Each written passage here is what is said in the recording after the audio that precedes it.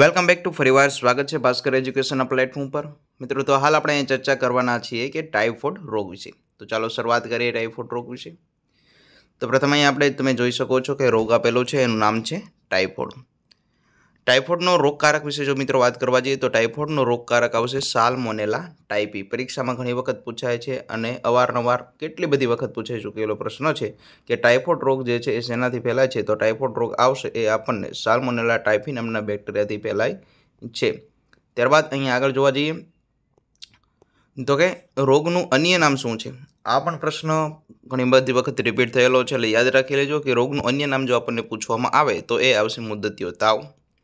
હવે વાત કરવા જઈએ તો કે ઉદ્ભવન અવધિ કે જેને આપણે મિત્રો ઇક્યુબેશન પીરિયડ તરીકે ઓળખીએ છીએ, એ ટાઇફોઇડ રોગનો કેટલો છે। તમે અગાઉના એમપીએચડબલ્યુ હોય, એફએચડબલ્યુ કે સેનિટરી ઇન્સ્પેક્ટરના કોઈ પણ પેપર તમે જોઈ લેજો, તેમાં આ પ્રશ્ન ઘણી બધી વખત રિપીટ થયેલો છે કે ઉદ્ભવન અવધિ ટાઇફોઇડ રોગની જણાવો। તો એમાં આવશે 10થી લઈને 12 દિવસની ઉદ્ભવન અવધિ આવતી હોય છે, એટલે કે ઓપ્શન આપણે શું સાચો જવાબ રહેશે, જ્યાં 10થી 15 દિવસ જ્યાં આપેલા હશે એ આપણો ઓપ્શન સાચો અહીંયા રહેશે, એટલે અહીંયા આવશે 10થી લઈને 15 દિવસ। ત્યારબાદ આગળ જોવા જઈએ તો કે અસરગ્રસ્ત અંગ આપણને પૂછે કે ટાઇફોઇડ રોગ જે છે એ કયા અંગ પર અસર કરે છે, તો એ આવશે આપણું આંતરડું, એટલે કે પાચન તંત્રનો રોગ આપણે એને કહી શકીએ છીએ। ત્યારબાદ આગળ જોઈએ તો કે ટાઇફોઇડ રોગ જે છે એમાં કેરિયર તરીકે કોણ કાર્ય કરે, તો મિત્રો કેરિયર તરીકે આમાં મનુષ્ય કાર્ય કરતો હોય છે, એટલે કે ઓપ્શન અહીંયા આપણો જે હોય એમાં આવશે મનુષ્ય આવશે। પછી કીધું છે રોગ શેમાં જોવા મળે છે, તો મિત્રો આ જે ટાઇફોઇડ રોગ છે એ ફક્ત ને ફક્ત આપણા મનુષ્યમાં જોવા મળે, આ રોગ છે એ પ્રાણીઓમાં થતો નથી। તો આવી રીતે પણ આપણને પરીક્ષામાં પૂછાય કે નીચેનામાંથી કયો રોગ ફક્ત મનુષ્યમાં જોવા મળે, એમાં મેલેરિયા, ડેન્ગ્યુ, ચિકનગુનિયા, ટાઇફોઇડ આટલા ઓપ્શન આપેલા હોય તો આપણો જવાબ હંમેશા બનશે ટાઇફોઇડ। ત્યારબાદ આગળ જોઈએ તો કે ક્યારે વધુ જોવા મળે, તો મિત્રો ટાઇફોઇડ જે રોગ છે એ આપણને જુલાઈથી લઈને સપ્ટેમ્બર માસમાં વધારે જોવા મળતો હોય છે। તો આ હતી એની પ્રાથમિક માહિતી, એમાં આપણે ફરીવાર રિપીટ કરી લઈએ તો કે ટાઇફોઇડ રોગ જે છે એનો રોગકારક છે સાલ્મોનેલા ટાઇફી, એને મુદ્દતીયો તાવ તરીકે પણ ઓળખવામાં આવે છે। બીજું તો કે એની ઉદ્ભવન અવધિ કેટલી છે, તો ઉદ્ભવન અવધિ છે 10થી લઈને 15 દિવસ। કયા અંગને અસર કરે, તો એમાં આવશે આંતરડું, એટલે કે આને આપણે પાચન તંત્રનો રોગ કહીએ છીએ। એમાં કેરિયર તરીકે મનુષ્ય કાર્ય કરે છે। અને રોગ શેમાં જોવા મળે, તો રોગ મિત્રો ફક્ત ને ફક્ત મનુષ્યમાં જોવા મળે, અને સૌથી વધારે એ જે છે એ જુલાઈથી લઈને સપ્ટેમ્બર માસમાં વધારે જોવા મળે છે।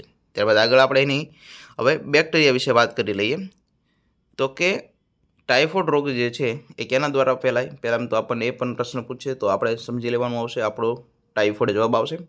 હવે ટાઇફોઇડની આપણે ડીપમાં થોડી વાત કરીએ તો કે ટાઇફોઇડ જે છે એ કયા પ્રકારના બેક્ટેરિયાથી ફેલાય, તો એ બેક્ટેરિયાનું નામ છે મિત્રો સાલ્મોનેલા ટાઇફી। યાદ રાખી લેજો, પરીક્ષાની દ્રષ્ટિએ ખૂબ મહત્વ ધરાવે છે કે જે સાલ્મોનેલા ટાઇફી નામનું જે બેક્ટેરિયા જે છે એના દ્વારા આપણને ટાઇફોઇડ રોગ થાય।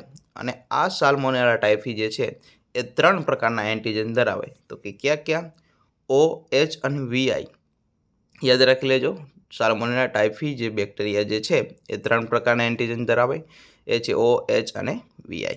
હવે એની વાત કરીએ તો કે સાલ્મોનેલા ટાઇફી જે બેક્ટેરિયા જે છે એ મિત્રો ગ્રામ નેગેટિવ છે, કે જે ગ્રામ નેગેટિવ કેવા રંગના હોય, એ ગુલાબી રંગના। આ પણ પ્રશ્ન અગાઉ પૂછાયેલો છે કે ગ્રામ નેગેટિવ જે બેક્ટેરિયા હોય એ કેવો રંગ ધરાવે, તો એ આવશે ગુલાબી। હવે તમારે મને કોમેન્ટ કરીને જણાવવાનું રહેશે કે ગ્રામ પોઝિટિવ હોય તો એ કયો રંગના હોય। આગળ વાત કરીએ તો કે જે ગ્રામ નેગેટિવ એટલે કે ગુલાબી રંગના હલનચલન કરતા, એટલે કે મોટાઇલ, દંડાણુ આકાર એટલે કે રોડ શેપના, અને 1 થી 3 માઇક્રોન લંબાઈ પોતે ધરાવે છે, અને આ અવયવોના ઉત્તકોમાં રહીને પોતે વૃદ્ધિ કરતા હોય છે। તો આ હતી મિત્રો થોડી ડીપમાં માહિતી, એટલે કે આપણી જે પરીક્ષા જે છે એની દ્રષ્ટિએ જે આઈએમપી જે છે એ ઓલ ઇન્ડિયાના નવા ભાગ હોય કે જૂના ભાગ હોય કે અગાઉની પરીક્ષામાં પૂછાયેલા પ્રશ્ન, એ તમામ માહિતી આપણે અહીંયા કવર કરશું, એટલે આ બાબતો તમે ન હોય તો નોટ કરી લેજો અને યાદ રાખી લેજો। ચાલો આગળ જોઈએ તો કે અહીંયા આપણને કીધું છે નોંધ તરીકેની એક બાબત બતાવી છે કે પાણીમાં ઉકાળવાથી ક્લોરિનેશન અને દૂધના પાશ્ચ્યુરાઇઝેશનથી બેક્ટેરિયા નાશ પામે છે। તો મિત્રો જે પાણી હોય એને આપણે ઉકાળવી અથવા એમાં ક્લોરિનની ગોળી નાખીને આપણે એનું ક્લોરિનેશન કરીએ અથવા તો દૂધનું પાશ્ચ્યુરાઇઝેશન કરીએ તો એનાથી દ્વારા આના બેક્ટેરિયા નાશ પામતા હોય છે। ત્યારબાદ આગળ જોઈએ હવે એના લક્ષણો શું હશે। સૌપ્રથમ આપણે પ્રાથમિક માહિતી મેળવી, ત્યારબાદ આપણે જોયું કે એના બેક્ટેરિયા કયા હોય અને એની આપણે થોડી વિસ્તૃત ચર્ચા કરી। હવે આપણે જોવાના છીએ કે ટાઇફોઇડ રોગ જે છે મિત્રો એમાં એના લક્ષણો શું હોઈ શકે। તો મિત્રો એના લક્ષણો વિશે વાત કરીએ તો એમાં આપણને 3 થી 4 અઠવાડિયા સુધી સતત તાવ આવતો જોવા મળે છે. બીજું જોઈએ તો કે લાલ દાણા, પછી હૃદયના ધબકારા, ધીમા સ્પંદન, એટલે કે જેને આપણે બ્રેડીકાર્ડિયા તરીકે ઓળખીએ છીએ, પરીક્ષામાં પૂછાય. ઓકે, બ્રેડીકાર્ડિયા કોને કહેવાય? નાડીના ધબકારા ધીમા થવા, લસિકા ગ્રંથિ પરની અસર, બેચેની સાથે ખાંસી અને આંતરડામાંથી લોહી નીકળવું. પરીક્ષામાં આમાં આપણને પ્રશ્ન પૂછાઈ શકે છે કે નીચેનામાંથી ટાઇફોઇડ રોગ થવા માટેનું લક્ષણ કયું નથી. એમાં આપણને પૂછ્યું કે 3 થી 4 અઠવાડિયા સતત તાવ આવવા, આંતરડામાં લોહી પડવું, કે લસિકા ગ્રંથિ પરની અસર, કે આપેલા પૈકી તમામ. તો આપણો શું જવાબ રહેશે? તો આપેલા પૈકી તમામ, એટલે ઓપ્શન ડી આપણો જવાબ બને. પણ આ ક્યારે શક્ય બને? કે જ્યારે આપણે એના તમામ લક્ષણો વિશે માહિતગાર હોય ત્યારે. તો આ લક્ષણો ખાસ એને યાદ રાખી લેજો. પરીક્ષામાં આ પણ અગાઉ પૂછાઈ ચૂક્યા છે અને આ પરીક્ષાની દ્રષ્ટિએ ખૂબ આઈએમપી છે. ત્યારબાદ એની મોસ્ટ આઈએમપી કહી શકાય એવો આ વિડાલ ટેસ્ટ. અગાઉના જૂના પેપર તમે જોશો તો મને ખ્યાલ છે ત્યાં સુધી આ પ્રશ્ન અત્યાર સુધી 14 વખત રિપીટ થયેલો છે કે વિડાલ ટેસ્ટ કયા રોગમાં કરવામાં આવે, અથવા તો ટાઇફોઇડ માટે કયો ટેસ્ટ થાય. આ પ્રશ્ન જો તમે બંને રીતે જો પૂછ્યો હોય તો 10 થી 14 વખત અત્યાર સુધીની પરીક્ષાના પેપર જે છે એમાં પૂછાયો છે. ઓકે, તો અહીંયા પરીક્ષાની દ્રષ્ટિએ આ પ્રશ્ન આઈએમપી બને છે આપણે માટે કે ટાઇફોઇડ જે રોગ છે એના માટે આપણે કયો ટેસ્ટ કરીએ. તો મિત્રો ટાઇફોઇડ માટે આપણે વિડાલ ટેસ્ટ કરીએ છીએ. અથવા તો એમ પણ આપણને પૂછી શકે કે વિડાલ ટેસ્ટ જે છે એ કયા રોગ માટે કરવામાં આવે. તો આપણો ત્યારે જવાબ રહેશે ટાઇફોઇડ. હવે આગળ વાત કરીએ તો કે ચેપ જે છે, આ ટાઇફોઇડ રોગ જે છે એનો ચેપનો સ્ત્રોત શું હોઈ શકે. આ પણ અગાઉની પરીક્ષામાં ઘણી વખત પૂછાયેલો છે. ચેપનો સ્ત્રોત પ્રાથમિક કે દ્વિતીય કયો છે યાદ રાખવાનું છે. તો પ્રાથમિક દ્રષ્ટિએ જોવા જઈએ એટલે કે પ્રાથમિક સ્ત્રોત કયો હોય તો કે રોગગ્રસ્ત વ્યક્તિઓ અને ચેપની વાહક વ્યક્તિ એટલે કે કેરિયરના મળમૂત્ર એ આ રોગના ચેપનો પ્રાથમિક સ્ત્રોત છે. પ્રાથમિક સ્ત્રોત કોને કહેવાય? કે જેનો રોગ થયેલો હોય અને ચેપનો વાહક હોય કે જેને આપણે કેરિયર કહીએ. હવે એના મળમૂત્ર જે હોય એ આપણા સંપર્કમાં આવે તો આપણને એના મળમૂત્ર દ્વારા આપણને રોગ થઈ શકે છે. એટલે એનો એ પ્રાથમિક સ્ત્રોત છે. અને બીજી બાબત કઈ છે એટલે કે દ્વિતીય સ્ત્રોત કોને કહેવાય? તો કે દૂષિત થયેલા ખોરાક, પાણી, દૂધ, આંગળીઓ અને માખી. તો યાદ રાખી લેજો કે દૂષિત થયેલા જે ખોરાક હોય, પાણી હોય, દૂધ હોય, એની આંગળીઓ હોય અને માખી હોય, તો આ એ રોગના દ્વિતીય સ્ત્રોત છે. આમાં પણ પરીક્ષામાં એક પ્રશ્ન આમાંથી નીકળેલો છે કે નીચેનામાંથી ટાઇફોઇડ રોગનો પ્રાથમિક સ્ત્રોત કયો ગણાય. ઓકે, તો આ બંને તમારે સમજી લેવાના કે પ્રાથમિક સ્ત્રોત કોને કહેવાય અને દ્વિતીય સ્ત્રોત કોને કહેવાય. આગળ જોઈએ તો કે પરપોષી સંબંધિત ઘણા બધા પરિબળો એમાં પણ જોવા મળે છે. તો એની વાત કરીએ તો કે ઉંમર પહેલાં આપણે જોઈએ તો એ 5 થી લઈને 19 વર્ષની ઉંમરમાં વધુ જોવા મળે. ઓકે, બીજું છે લિંગ છે, એટલે કે સ્ત્રી કરતાં પુરુષોમાં વધુ જોવા મળે. અને રોગપ્રતિકારક શક્તિ જે છે એમાં છે સેલ મીડિયેટ ઇમ્યુનિટી, એટલે કે આ રોગના ચેપની અસરને નાબૂદ કરવામાં તમને મદદ કરતી હોય છે. તો આ પરપોષી સંબંધી માહિતી બેઝિક છે, ખાસ યાદ રાખજો. આમાં પ્રશ્ન જો પૂછે તો એ પૂછે કે કઈ ઉંમરમાં સૌથી વધારે જોવા મળે, બાકી કંઈ વિશેષ લાગતું નથી. આગળ જોઈએ તો કે રોગ થવાના કારણભૂત પરિબળો કયા કયા હોઈ શકે. તો મિત્રો રોગ થવા માટેના કારણભૂત પરિબળો વિશે વાત કરીએ તો કે પીવાના પાણીના પુરવઠાને દૂષિત થવું. બીજું છે ખુલ્લામાં મળમૂત્રનો ત્યાગ થવો, હલકી ગુણવત્તાવાળો ખોરાક અથવા તો વ્યક્તિગત અસ્વચ્છતાનું ધોરણ હોય, અને આરોગ્ય સંબંધિત અસ્વચ્છતા જ્યાં જોવા મળે ત્યાં આ રોગ આપણને થતો જોવા મળે છે. પરીક્ષામાં પૂછાઈ શકે એવો પ્રશ્ન છે. આમાંથી આપણને કઈ રીતે પ્રશ્ન પૂછે તો નીચે આપણને પૂછે કે ટાઇફોઇડ રોગ થવા માટેના કારણભૂત પરિબળો ક્યાં નથી. એમાંથી આ 4 આપણને આપેલા, આની સિવાયનું કોઈ તમને ઓપ્શન આપેલું હોય તો એ જવાબ આપણો એ સાચો રહે. બાકી આપણે સમજી લેવાનું કે જ્યાં પાણીનું પ્રદૂષિત થયું હોય, મળમૂત્રનો ખુલ્લામાં ત્યાગ થયો હોય, વ્યક્તિગત અસ્વચ્છતાના ધોરણો જોવા મળે, અથવા તો આપણે જાણીએ છીએ કે હલકી ગુણવત્તાવાળો આપણે ખોરાક ખાઈએ, દૂષિત ખોરાક પાણી પીવાથી. આપણે પહેલાં જોયું કે દ્વિતીય નંબરનો સ્ત્રોત જોયો કે પ્રથમ જોયું કે મળમૂત્રથી થાય, અને બીજું આપણે જોયું છે કે હલકી ગુણવત્તાવાળા ખોરાક હોય, દૂધ હોય, પાણી હોય, એનાથી થાય. તો આ તમામ કારણભૂત પરિબળો જે છે મિત્રો એ રોગ થવા પાછળ છે. એટલે ખાસ યાદ રાખજો, આવી રીતે પ્રશ્ન પૂછી શકે છે. અહીંયા જે તમને માહિતી આપું છું મિત્રો ખાસ એકવાર જ વાંચજો. વિડીયો ન હોય તો તમે લખી લેજો. અને જો તમારે બુક લેવી હોય તો એ બુક આપણે ભાસ્કર એજ્યુકેશન જે છે એમાં મેં રોગ પરિચય કરીને બુક મૂકેલી છે. માત્ર 49માં તમને 6 મહિના વેલિડિટી મળશે.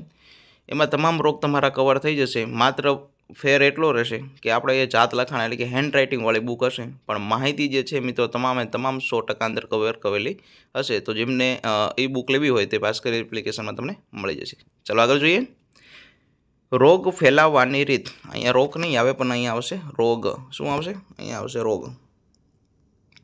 આગળ જોઈએ તો કે રોગનો ફેલાવો કઈ રીતે થાય, તો કે મુખ્યત્વે મળમુખ કે મળમૂત્ર માર્ગે દ્વારા સીધો ચેપ દૂષિત આંગળીઓ દ્વારા ફેલાય.